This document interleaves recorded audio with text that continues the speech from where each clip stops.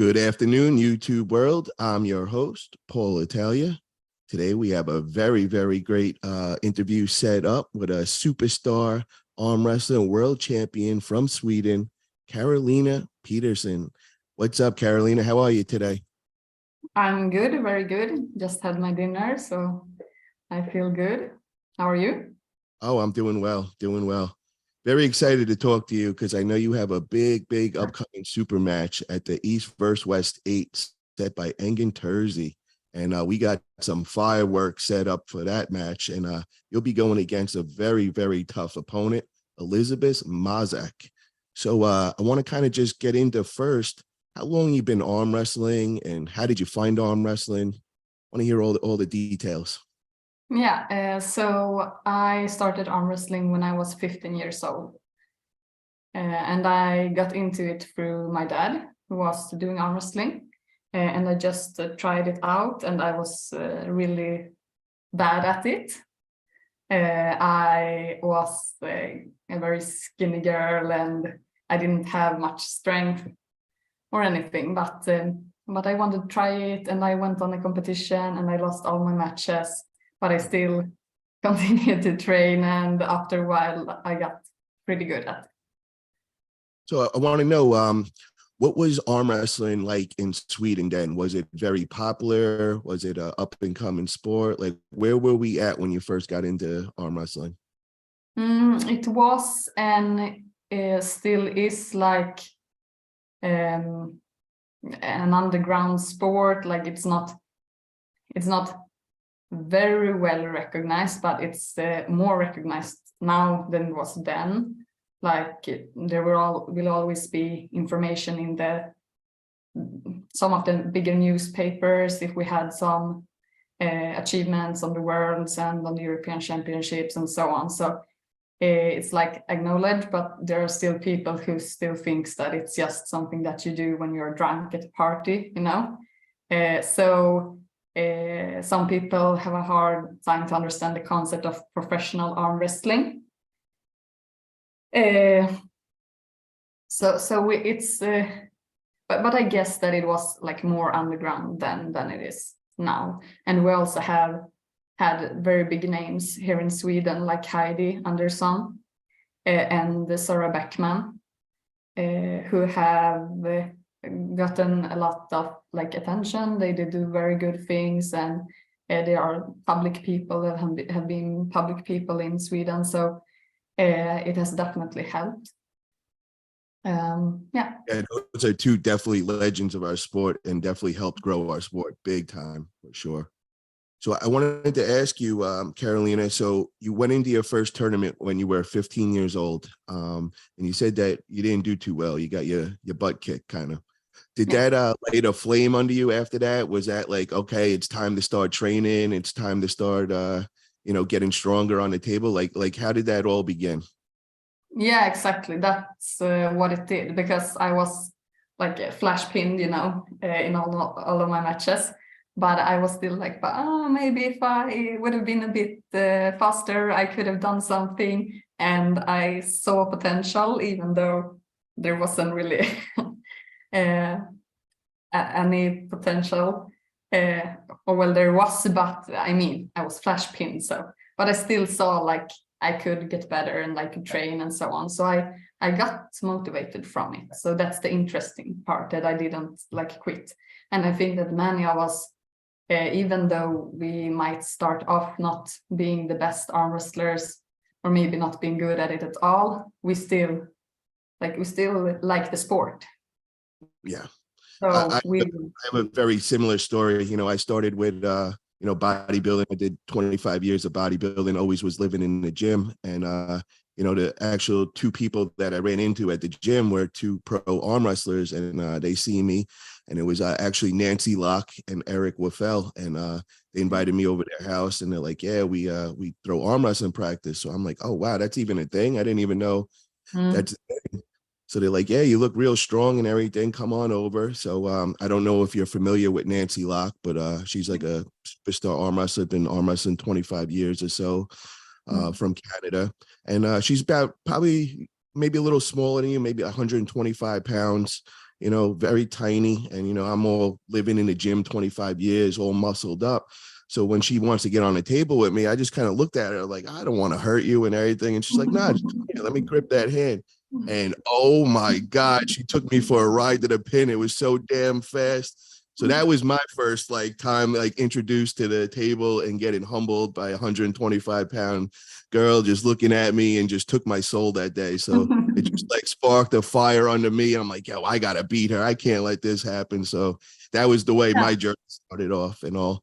So but still somehow you were impressed of what she could do. So you got motivated. I couldn't believe it. She was so small, and she was and it was me and one of my other boys too, and he's a big guy, and we just couldn't understand how she was pinning us so easy, and it just was such a humbling experience. I actually went home and I just was I felt like just breaking down, what the hell is, I was questioning my manhood and all that, what the hell just happened to me and all.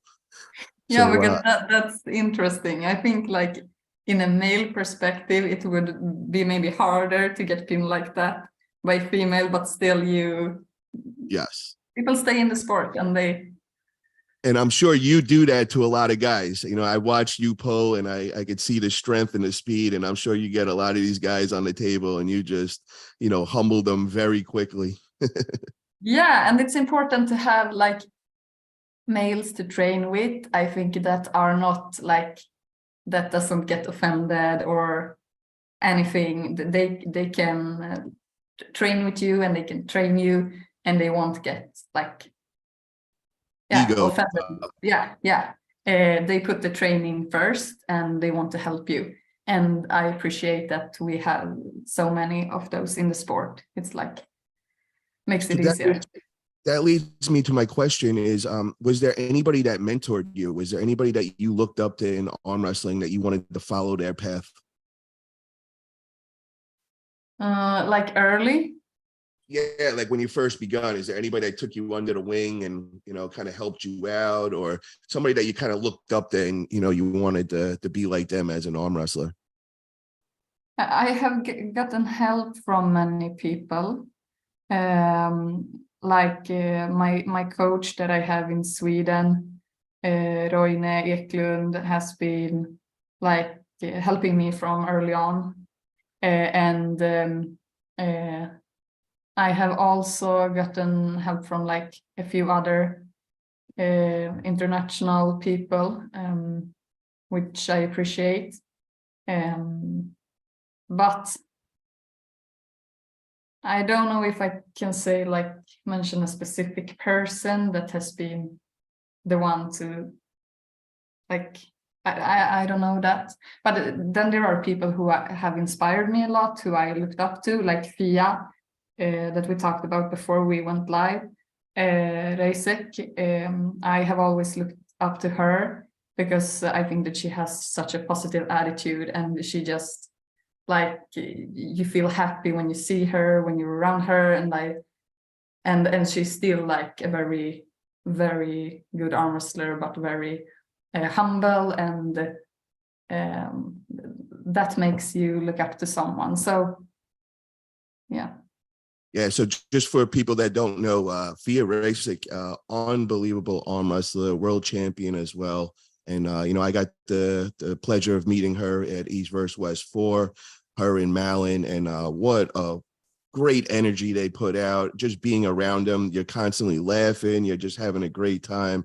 So not only great arm wrestlers, but great character of people as well. So definitely somebody great to look up to, inspire, for sure.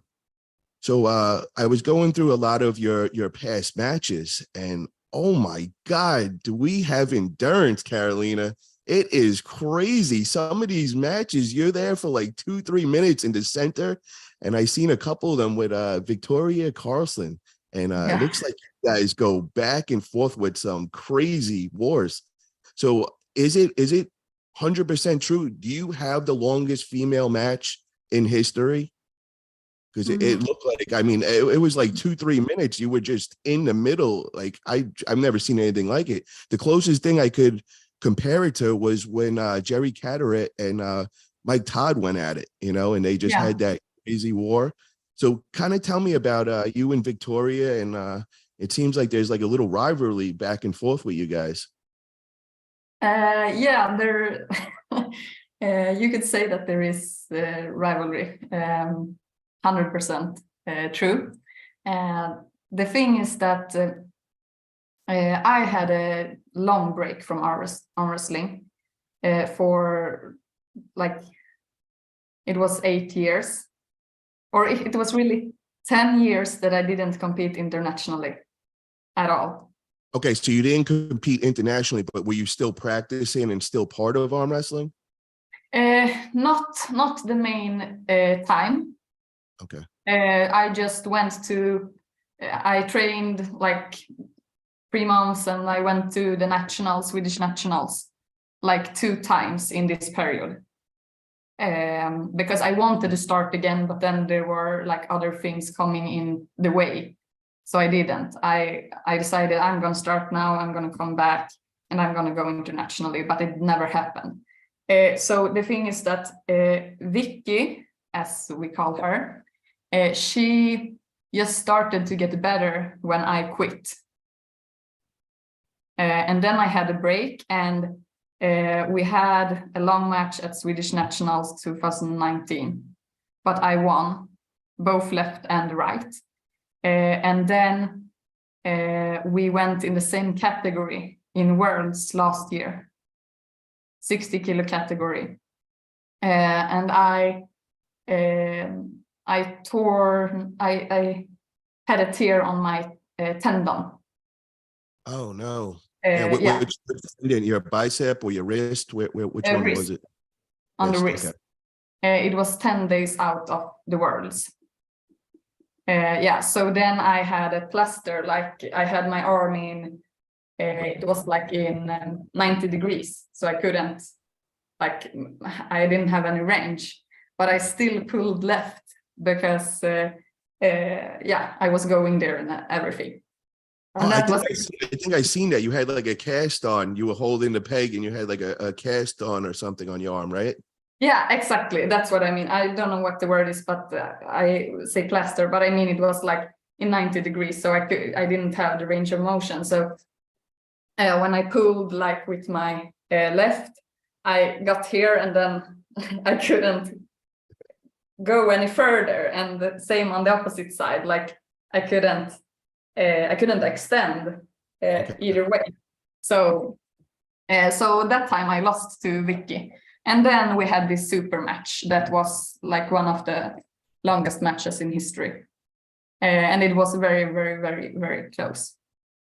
But I won. I had the fortune to get the most wins. I couldn't believe how long it went on. And I actually thought it froze up a couple of times, but I realized you guys were still going, but you were just stuck in the same position. It was crazy, but very, very impressive. And I know Victoria, and she is unbelievable arm wrestler. And for you to be getting those wins over her is very, very impressive for sure. So let's move on to, I want to hear about, how did you get into East versus West? How did you make it to this big stage? This is like the top stage of our sport. It doesn't get any more of an honor to get on this stage. So how did that all come about? Yes, I have known Engin for a long time, and he has also helped me like in the past with training sometimes, and we have always had a bit contact, and he helped me a bit also in the last Europeans that I participated. I won the 60 kilo category, and I won over Lucia Debnarova, if you know her. Yes. She was second in the category, so that was like one of my biggest wins. And then I quit, and then I think that I have, like, even though I didn't compete in Europeans or Worlds since then, I think that like my matches with Victoria Carlson and also Victoria Ilyushina, who is the world champion in or European champion in 55 kilo category, that I have like proven where I stand. And I do think that I right now am the best puller in Sweden in 65 kilo in right arm. So I guess that is why Engin wanted to give me the opportunity. And why he thought that it would be a good match for Elisabeth, because Fia Reisek, she won the qualification on the west side, but she's also the world champion. Yeah. And Elisabeth is newer to the sport, so maybe she can't face Fia yet. Maybe later, I don't know. But I think right now she can't face her because she is the world champion, and Elisabeth needs more time to get there. So that makes sense, because I know Elizabeth. I actually think I was at her first practice ever, and that was like 2 years ago. It was over in Texas, and I just remember, I know this girl Sarah McKinney, who is she was the #1 girl in Texas. And when I got there, I seen her on the table. And whenever you see Sarah on the table, it's a treat. You want to see who she's going against, because she is the top arm in Texas. And she was at a war that day in practice. And I'm like, who is this other girl that is giving her a serious match? And I went over to my boy, Matt. I'm like, yo, who is this girl over here? I was like, I never seen anybody really testing Sarah like that. He's like, this girl, Elizabeth, man, she's new to the sport, but she is a beast in the gym. And, just unbelievably strong. So I just remember that first day on the table, she was already beating like the top of the top in the state. So, she definitely went on my radar that day. And then when I seen this match announced by Engin, I was like, oh, I got to look who Carolina is and all. And then I seen that you're like world level. And I'm just like, oh my God, like they're really testing Elizabeth now. Elizabeth's 2 years in. Now she's going against you, which, I mean, you are the top of the food chain. So that's definitely going to be a tough challenge for Elizabeth. I don't know if I'd want to be put in that position right away going against somebody like you, but I give her respect for taking on the match and all. But what do you expect that day? Do you expect a war? Do you expect an easy match just because you have that experience advantage? There's a little weight difference between us, which is, I guess, to her advantage. But the experience is on my advantage. So yeah, I wanted to ask that about the weight difference. I know you said you were 65 kilograms. Do you know how much that is in pounds by any chance? I could look right now. It would be like 12 or 15 pounds or something like that, right? I'm looking at 143.3 pounds. Okay, so you're at like 143 pounds today, and Elizabeth, I believe she competes in the 154 pounds. So she's probably got about like 10 pounds on you. So that'd probably be like 2-3 kilos or something like that. Yeah, it's 5 kilos. 5 kilos. I think if she is 70 kilo, but I don't know. But yeah, it might not make a big deal. But I think so you're not concerned. You're not concerned with the extra weight she has over you at all. Not very concerned about that right now, because I think that experience will be more important than weight at this point. But of course, she will have like another potential with her mass, and she really has like a powerful body. It's very evident that she's very strong. But I think that maybe my experience in arm wrestling will be enough for this match. What's your game plan going in? Do you want to make it a fast match? Are you trying to flash her, or are you trying to bring this into an endurance war, which, I know you like to go into those long wars and all. I'm just gonna keep this top secret. You don't got to tell us either. You don't got to give us game plan. I don't want to give out your game plan either. I think that I will just use my like regular pulling style, do what I do best, and see where it goes, and maybe adjust if I need to. Now, is there any kind of different training you've did to prepare for this, or it's the normal, your normal training, which you do for every super match? I have trained extra hard for this. I have like big respect for Elizabeth, and I can see that she is strong. She's a good arm wrestler. She has beaten a lot of like very good names in the States. So I've trained my hardest for this, and I've done very much specific training, not so much general training, but a lot of specifics. I have trained my arms like every session, and forearms and wrists and so on. So I have been very focused. The training per se has been more like specialized and more concentrated and focused. Let me ask you, how many times a week are you in the gym doing gym lifts? Like how many days a week are you in the gym?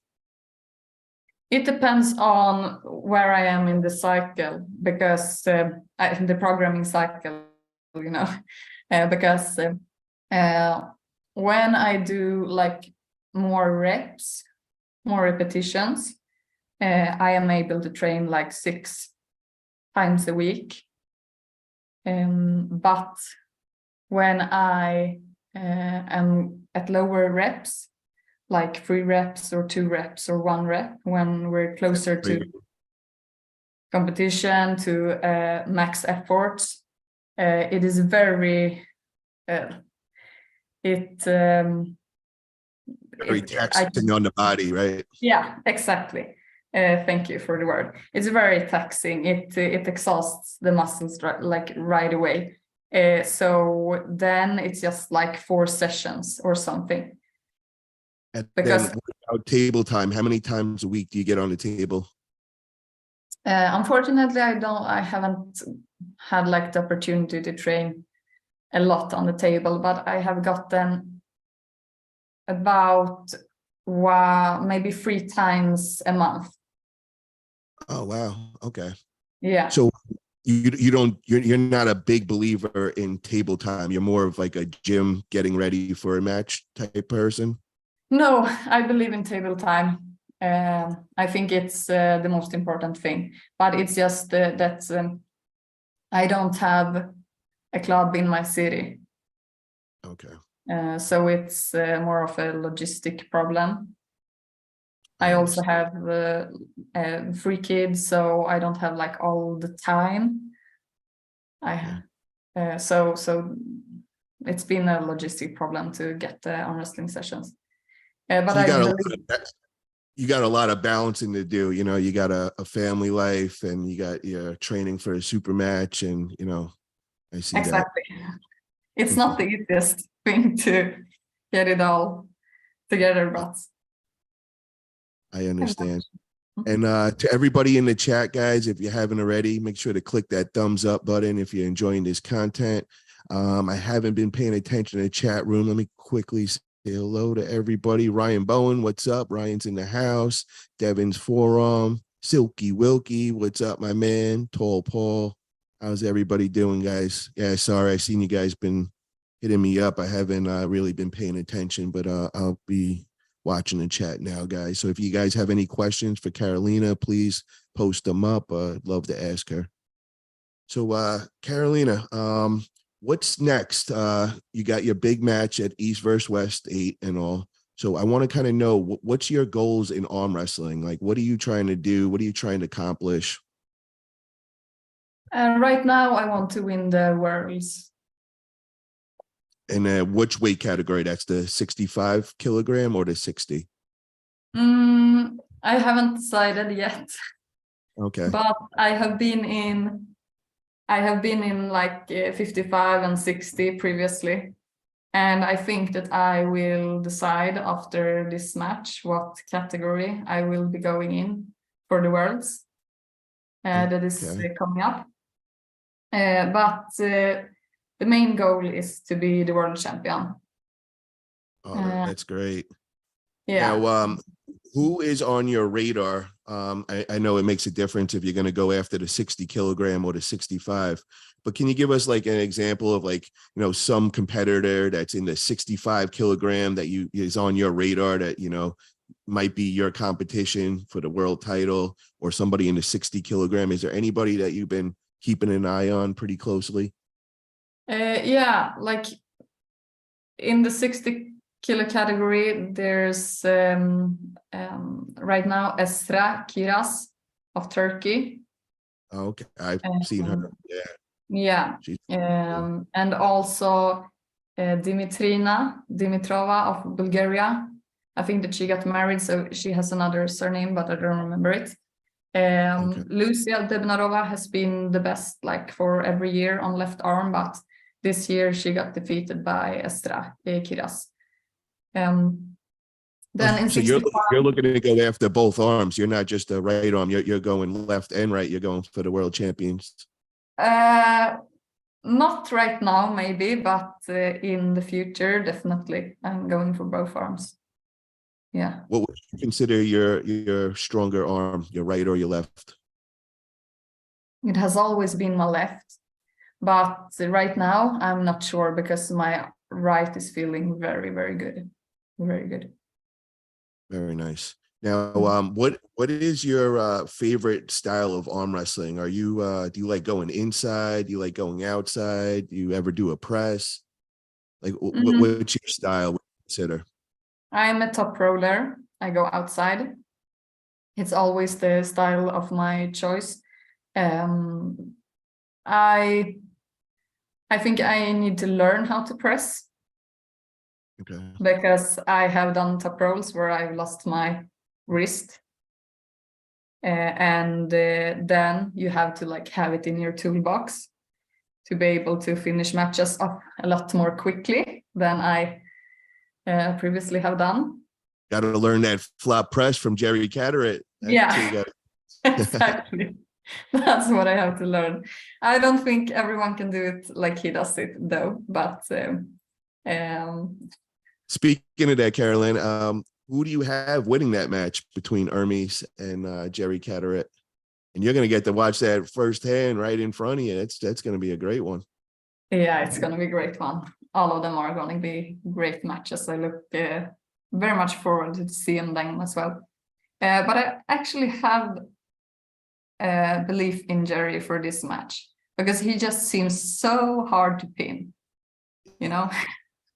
He's so damn strong too, man. Unbelievable. Yeah. This stuff he does in the gym is just crazy.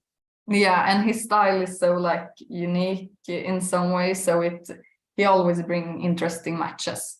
And yeah, we're all pulling when we're on the table and he's pushing, so it's like yeah, exactly. Really and it's like his opponents, I think they get a bit frustrated and they will like do stupid stuff and then he will just win. But of course Hermes is an amazing puller as well, so I think it will be very close. But I wouldn't be surprised if Jerry would win this. Well, I hope, fingers crossed. Jerry, you're the man. Let's do this. So I want to ask you, we got to see Elizabeth in the East versus West finals qualifier. Did you get to watch that over in West Virginia? But Travis Bajan put that together, and we got to see her going against Michelle Dugan. Now, have you any experience pulling Michelle Dugan at all? No, unfortunately not. I haven't, because Michelle had a super match in Sweden when I was facing Victoria Carlson for that long match. She was facing a Swedish puller named Petra Damm. Oh, I know Petra. I met Petra over in Turkey. Great. Yeah, okay, you met her. Yeah, a really nice person and a good puller. And they had a really close match, and Petra won the match. So I met Michelle, but I didn't pull her then, and I still had like the problems with my wrist, so I wouldn't like pull as much on the after table because my left was smoked from a match with Vicky. So I had no chance to pull at the after table. now it would have been nice if I would have known a little bit more about her, because I've understood that they have been fighting back and forth, Elizabeth and Michelle, and Yeah, that they're right Elizabeth, there. It's back and forth with them. And I'm in shock though, because Michelle Dugan to us in North America, she's like one of the queens. She just destroys everybody. And I remember gripping up with her and just feeling that hand and was like, oh my God, this is nuts. But to see that Elizabeth is only 2 years in the sport and beating her, it's got me in shock, So I honestly, I have no idea what level Elizabeth is at, but all I can say is that she has definitely shocked me in how fast she has progressed. There's not too many people that come in the sport for 2 years and they're on the big stage. That says a lot. no. And that's actually what I think when I have looked through her history and seen her matches and everything, like her progress has been so fast. Yeah. I don't think that it's very common to have that fast progress. Most of us, we take time. I mean, it took me several years to get to world level from when I started, but Elizabeth is already there, and she probably has a lot more to progress.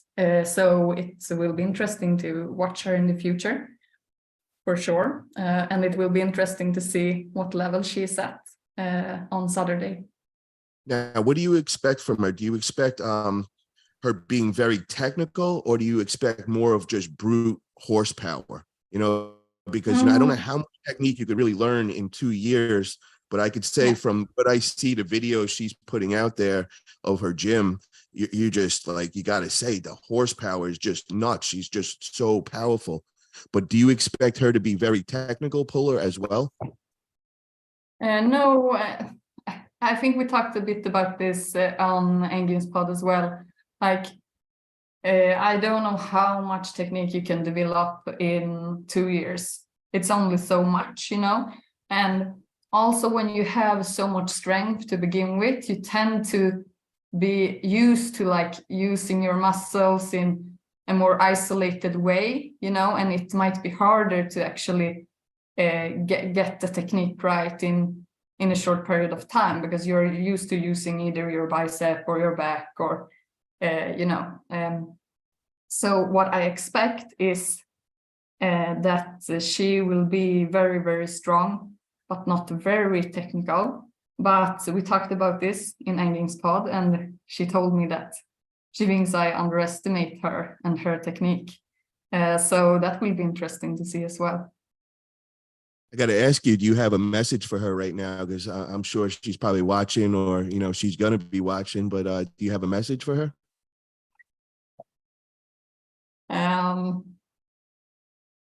I don't know, maybe that it will be nice to meet her on Saturday.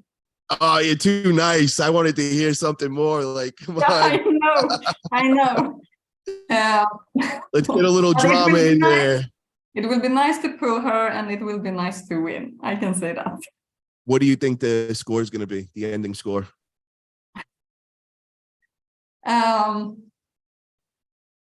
Maybe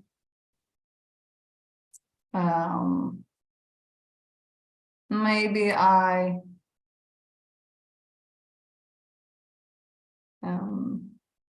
not sure. I think that maybe she will get 1 win. Okay. That's it. You are a very humble person, and I got to give it to you. You're very respectful and very humble and nice character. I like that, but I want a little more drama. Talk a little crap. Yeah, I know. It's just that we're nice girls. We're not used to it. Maybe we will bring it out on Friday. We save everything for the press conference, and then we will. I could definitely respect that. So I wanted to ask you, there's been a big controversy going on in the arm wrestling community, and I kind of just wanted to get your take of everything. And that was with our big ambassador of our sport, Devin Lorette. He just was at the Canadian Nationals, and we had the president of the organization there, Ryan Espy. We know that they've been kind of going back and forth for some time. Ryan's been supposedly talking crap on Devin's name, and well, they finally got the grip up at the Nationals. You know, Devin dominated him that day.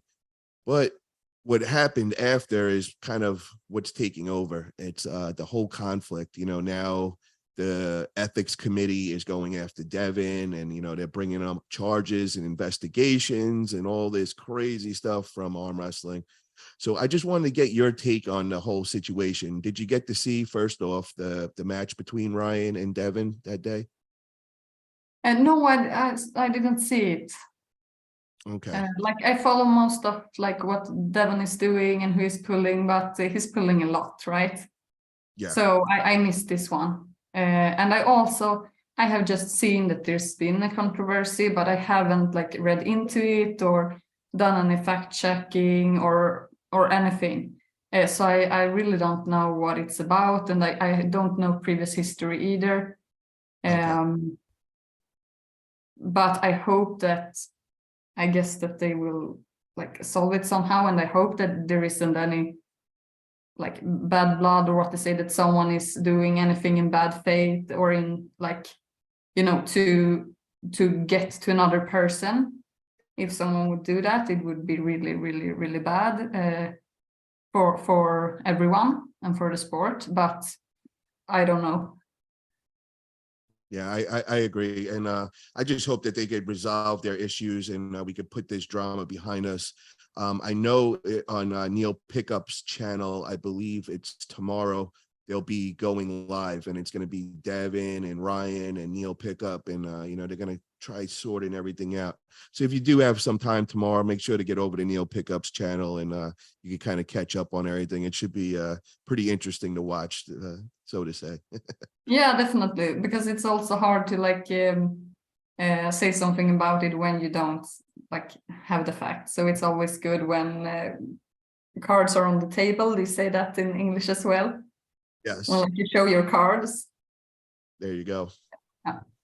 And to all the subscribers, if you haven't already, please smash that thumbs up button. And I just want to do a quick shout out to the sponsors, griparmsports.com. If you haven't already, get over to there. They got amazing arm wrestling apparel. They got arm wrestling straps, all those arm wrestling needs. Get over there and use the code Italia15, receive 15% off.